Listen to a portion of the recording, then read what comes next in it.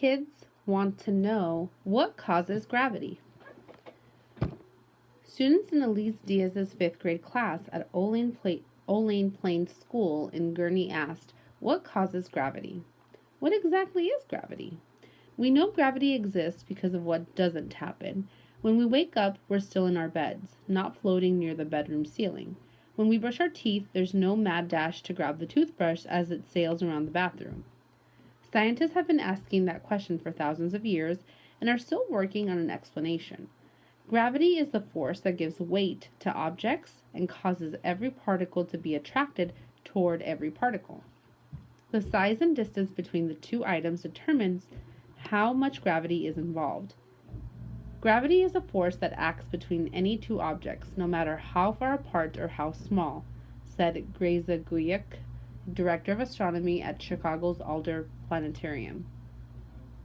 The penny in my pocket is exerting a force on the umbrella I lost in Rome 15 years ago, and the drop of dew on a blade of grass is pulling ever so slightly on the swirling disk of gas surrounding a distant star. Here are the basic ideas that go into defining gravity. The more massive the object, the greater the force. The greater the distance between the objects, the smaller the gravitational force. Every time you double the distance, you make the force 4 times smaller, Guyuk said. If the distance is increased by a factor of 3, then the force is decreased by a factor of 9. Galileo Galilei, the 17th century astronomer, figured out that the air resistance is what makes things fall faster or slower, not gravity. The force of gravity doesn't have anything to do with what objects are made of, Guyuk said. A feather and a steel anvil fall at the same rate if you can ignore air resistance. In the 1900s, Albert Einstein added a new curve to the gravity concept, literally.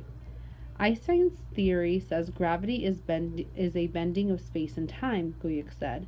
It is very difficult to understand this or visualize this, but the treatment of gravity called general relativity makes very precise predictions about gravity both under normal circumstances and also in extreme cases when describing huge masses at incredible speeds close to that of the speed of light. In everyday life, gravity keeps our feet on the ground when we're walking, causes the tides to move back and forth, and holds the moon, planets, and space matter in orbit.